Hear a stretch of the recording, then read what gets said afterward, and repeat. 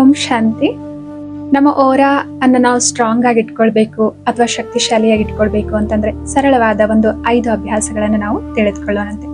ಬೆಳಗ್ಗೆ ಎದ್ದಾಗ ಸಕಾರಾತ್ಮಕವಾದ ಧನಾತ್ಮಕವಾದ ವಿಚಾರಗಳೊಂದಿಗೆ ನಮ್ಮ ದಿನವನ್ನ ಪ್ರಾರಂಭ ಮಾಡಿದ್ರೆ, ಉದಾಹರಣೆಗೆ ನಾನು ಶಕ್ತಿಶಾಲಿ ಆತ್ಮ ಆಗಿದ್ದೇನೆ, ಪವಿತ್ರ ಆತ್ಮ ಆಗಿದ್ದೇನೆ, ಶಾಂತ ಸ್ವರೂಪ ಆತ್ಮ ಆಗಿದ್ದೇನೆ, ಪರಂಪಿತ ಪರಮಾತ್ಮನ ಸುರಕ್ಷಾ ಕವಚದ ಒಳಗಡೆ ಬಹಳ ಸೇಫ್ ಆಗಿದ್ದೇನೆ ಮತ್ತು ನನ್ನ ಜೀವನದಲ್ಲಿ ನಾನು ಏನೆಲ್ಲವನ್ನ ಪಡೆದಿದ್ದೇನೆ ಪ್ರತಿಯೊಂದಕ್ಕೂ ಕೂಡ ನಾನು ಬಹಳ ಕೃತಜ್ಞನಾಗಿದ್ದೇನೆ, ನಾನು ಸದಾ ಸಂತೋಷವಾಗಿದ್ದೇನೆ, ಜೀವನದಲ್ಲಿ ಸಂತುಷ್ಟವಾಗಿದ್ದೇನೆ. ಇಂಥ ವಿಚಾರಗಳೊಂದಿಗೆ ನಮ್ಮ ದಿನವನ್ನ ನಾವು ಪ್ರಾರಂಭ ಮಾಡಿದ್ವಿ ಅಂತಂದ್ರೆ ಈ ನಮ್ಮ ಸಕಾರಾತ್ಮಕವಾದ ಮನಸ್ಸಿನ ಸ್ಥಿತಿ ಇಡೀ ದಿನದ ಮೇಲೆ ಪ್ರಭಾವ ಬೀರುತ್ತೆ ಮತ್ತು ಇಂತಹ ಸಕಾರಾತ್ಮಕವಾದ ಆಲೋಚನೆಗಳಿಂದ ನಮ್ಮ ಓರಾನು ಕೂಡ ಸ್ಟ್ರಾಂಗ್ ಆಗಿರುತ್ತೆ, ಶಕ್ತಿಶಾಲಿಯಾಗಿರುತ್ತೆ. ಈ ವಿಚಾರ ಮಾಡ್ತಾ ವಿಶ್ವಲೈಸ್ ಮಾಡ್ತಾ ಅನುಭವ ಮಾಡಿದ್ವಿ ಅಂತಂದ್ರೆ ದಿನವನ್ನ ಬಹಳ ಸುಂದರವಾಗಿ ನಾವು ಪ್ರಾರಂಭ ಮಾಡಬಹುದಾಗಿದೆ.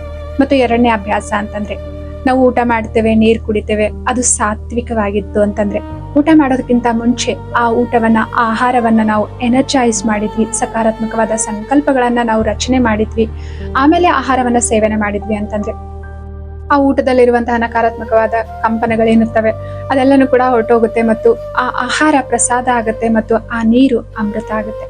ಎಂತಹ ಅನ್ನ ಇರುತ್ತೆ ಅಂತಹ ಮನಸ್ಸು ಅಂತ ಹೇಳ್ತಾರೆ ಅಲ್ವಾ.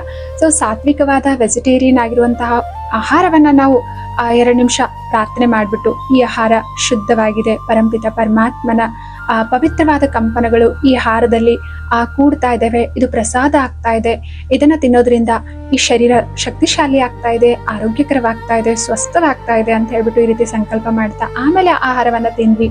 ನೀರು ಕುಡಿಯೋದಕ್ಕಿಂತ ಮುಂಚೆ ನಾನು ಶಕ್ತಿಶಾಲಿಯಾಗಿರುವಂತಹ ಆತ್ಮ ಆಗಿದ್ದೇನೆ, ಈ ನೀರು ಅಮೃತದ ಸಮಾನ ಆಗಿದೆ, ಇದು ಪ್ರತಿಯೊಂದು ಜೀವಕೋಶವನ್ನ ಸ್ವಸ್ಥವಾಗಿ ಮಾಡುತ್ತೆ, ಶಕ್ತಿಶಾಲಿಯಾಗಿ ಮಾಡುತ್ತೆ. ಈ ರೀತಿ ಕೆಲವೊಂದು ಬಾರಿ ನಮ್ಮ ಸಂಸ್ಕಾರಗಳು ಯಾವ ರೀತಿ ನಾವು ಮಾಡ್ಕೊಳ್ಬೇಕು ಅನ್ಕೊಳ್ತೀವಿ ಆ ರೀತಿ ಸಂಕಲ್ಪ ಮಾಡಿದ್ವಿ ಅಂತಂದ್ರೆ, ಉದಾಹರಣೆಗೆ ನಾನು ಶಾಂತ ಸ್ವರೂಪ ಆತ್ಮ ಆಗಿದ್ದೇನೆ, ನಾನು ಶಕ್ತಿಶಾಲಿಯಾಗಿರುವಂತಹ ಆತ್ಮ ಆಗಿದ್ದೇನೆ, ಈ ರೀತಿ ಸಂಕಲ್ಪ ಮಾಡಿ ಆಮೇಲೆ ನೀರು ಕುಡಿದ್ವಿ ಅಂತಂದ್ರೆ ಖಂಡಿತವಾಗ್ಲೂ ಇದರ ಪ್ರಭಾವ ನಮ್ಮ ಮನಸ್ಸಿನ ಮೇಲೆ ಬೀಳುತ್ತೆ. ಈ ಸಕಾರಾತ್ಮಕವಾದ ಮನಸ್ಥಿತಿ ನಮ್ಮ ಓರಾನ್ನ ಶಕ್ತಿಶಾಲಿಯಾಗಿ ಇಡುತ್ತೆ.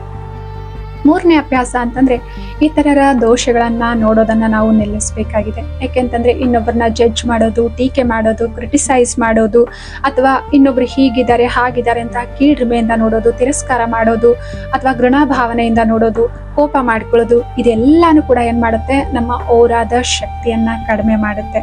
ಸೊ ಆದ್ರಿಂದ ಇನ್ನೊಬ್ಬರದು ಎಲ್ಲರಲ್ಲಿ ಕೂಡ ಒಂದಲ್ಲ ಒಂದು ದೋಷ ಇರುತ್ತೆ ಅಥವಾ ಹಲವಾರು ಸಾಕಷ್ಟು ವಿಶೇಷತೆಗಳಿದ್ದಾವೆ. ನಮ್ಮ ದೃಷ್ಟಿಯನ್ನ ನಾವು ವಿಶೇಷತೆಗಳನ್ನ ನೋಡೋದ್ರ ಕಡೆ ಇಟ್ಕೊಂಡ್ವಿ, ಸ್ವೀಕಾರ ಮನೋಭಾವನೆಯನ್ನ ಹೊಂದಿದ್ವಿ ಅಂತಂದ್ರೆ ಖಂಡಿತವಾಗ್ಲೂ ನಮ್ಮ ಓರಾದ ಶಕ್ತಿ ಇಡೀ ದಿನ ಚೆನ್ನಾಗಿರುತ್ತೆ. ಮತ್ತು ಭಾವನಾತ್ಮಕವಾಗಿ ಯಾವುದೋ ಒಂದು ವಿಷಯದ ಬಗ್ಗೆ ನಾವು ಏನಾದ್ರೂ ಕಿರಿಕಿರಿಗೊಂಡ್ವಿ, ಉದಾಹರಣೆಗೆ ಯಾವುದೋ ಒಂದು ವಿಷಯದಲ್ಲಿ ನಾನು ಅಂದ್ಕೊಂಡಂತೆ ಆಗ್ಲಿಲ್ಲ, ಅವಾಗ ಕೋಪ ಬಂತು, ಯಾರೊಂದಿಗಾದ್ರೂ ನಾನು ಕೋಪ ಮಾಡ್ಕೊಂಡೆ ಅಂತಂದ್ರೆ ಇಮ್ಮಿಡಿಯೇಟ್ ಆಗಿ ನಮ್ಮ ಮನಸ್ಸನ್ನ ನಾವು ಸರಿ ಮಾಡ್ಕೊಳ್ಬೇಕಾಗಿದೆ, ಆ ಕೋಪದಿಂದ ಹೊರಗಡೆ ಬರ್ಬೇಕಾಗಿದೆ. ಇಲ್ಲ ಅಂತಂದ್ರೆ ಬೆಳಗ್ಗೆ ಚಿಕ್ಕ ಪುಟ್ಟ ಮಾತಿನ ಬಗ್ಗೆ ನಮ್ಮ ವಾದ ವಿವಾದ ಮಾಡಿರ್ತೀವಿ ಇನ್ನೊಬ್ಬರ ಜೊತೆಗೆ ಇಡೀ ದಿನ ಅದೇ ಮನಸ್ಥಿತಿಯಲ್ಲಿ ಮುಂದುವರಿತೇವೆ. ಇದರಿಂದನೂ ಕೂಡ ಏನಾಗುತ್ತೆ, ನಮ್ಮ ಆಂತರಿಕ ಶಕ್ತಿಗಳು ನಷ್ಟ ಆಗ್ತವೆ, ಓರಾ ಎನರ್ಜಿ ಕಡಿಮೆ ಆಗುತ್ತೆ. ಆದ್ರಿಂದ ಏನಾದ್ರೂ ಅಂತ ಘಟನೆ ಘಟಿಸ್ತು ಅಂತಂದ್ರೆ ಇಮಿಡಿಯೇಟ್ ಆಗಿ ಸೆಲ್ಫ್ ಟಾಕ್ ಮಾಡ್ತಾ, ಕ್ಷಮೆ ಮಾಡ್ತಾ ಇನ್ನೊಬ್ರನ್ನ, ಅಥವಾ ಕ್ಷಮೆ ನಾವೇ ತಪ್ಪು ಮಾಡಿದೀವಿ ಅಂದ್ರೆ ಕ್ಷಮೆ ಕೇಳ್ತಾ, ಸೊ ಅದನ್ನ ಏನ್ ಮಾಡ್ಬೇಕಾಗಿದೆ, ಮನಸ್ಸಿಂದ ಹೊರಗಡೆ ಹಾಕ್ಬೇಕಾಗಿದೆ ಮತ್ತು ನಮ್ಮ ಕೆಲಸದಲ್ಲಿ ನಾವು ಮುಂದುವರಿಬೇಕಾಗಿದೆ.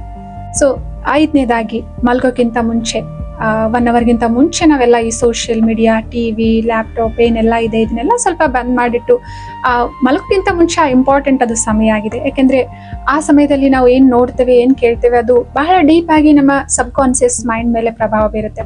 ಸೊ ಆದ್ರಿಂದ ಮಲ್ಗೋಕ್ಕಿಂತ ಮುಂಚೆ ನಾವು ಸ್ವಲ್ಪ ಧ್ಯಾನದ ಅಭ್ಯಾಸ ಮಾಡಿದ್ವಿ, ಸಕಾರಾತ್ಮಕವಾಗಿರುವ ಕಂಟೆಂಟ್ ಅನ್ನ ಓದಿದ್ವಿ ಅಥವಾ ಕೇಳಿದ್ವಿ, ಅಥವಾ ಪರಿವಾರದೊಂದಿಗೆ ಖುಷಿಯಾಗಿ ಸ್ವಲ್ಪ ಟೈಮ್ ಕಳೆದ್ವಿ ಅಂತಂದ್ರೆ ಇದರಿಂದನೂ ಕೂಡ ಇಡೀ ರಾತ್ರಿ ನಾವು ಆಳವಾದ ನಿದ್ರೆಯನ್ನ ಮಾಡ್ಲಿಕ್ಕೆ ಸಾಧ್ಯ ಆಗುತ್ತೆ, ಆ ಮನಸ್ಸು ಹಗುರವಾಗಿರುತ್ತೆ. ಸೊ ಇವಾಗ್ಲೂ ಕೂಡ ಏನಾಗುತ್ತೆ, ಓರಾದ ಶಕ್ತಿ ಚೆನ್ನಾಗಿರುತ್ತೆ. ಬಹಳ ಸಿಂಪಲ್ ಆಗಿರುವಂತಹ ಈ ಅಭ್ಯಾಸಗಳನ್ನ ನಮ್ಮ ಜೀವನದಲ್ಲಿ ನಾವು ರೂಢಿ ಮಾಡ್ಕೊಂಡ್ವಿ ಅಂತಂದ್ರೆ ನಮ್ಮ ಓರ ಸ್ಟ್ರಾಂಗ್ ಆಗಿರುತ್ತೆ, ಶಕ್ತಿಶಾಲಿ ಆಗಿರುತ್ತೆ. ಇದರಿಂದ ನಾವು ಯಾವುದೇ ಹೊರಗಿನ ನಕಾರಾತ್ಮಕವಾದ ಶಕ್ತಿಗಳ ಪ್ರಭಾವದಿಂದ ನಮ್ಮನ್ನು ನಾವು ಸುರಕ್ಷಿತವಾಗಿ ಇಟ್ಕೊಳ್ಳಿಕ್ಕೆ ಸಾಧ್ಯ ಆಗುತ್ತೆ. ಓಂ ಶಾಂತಿ.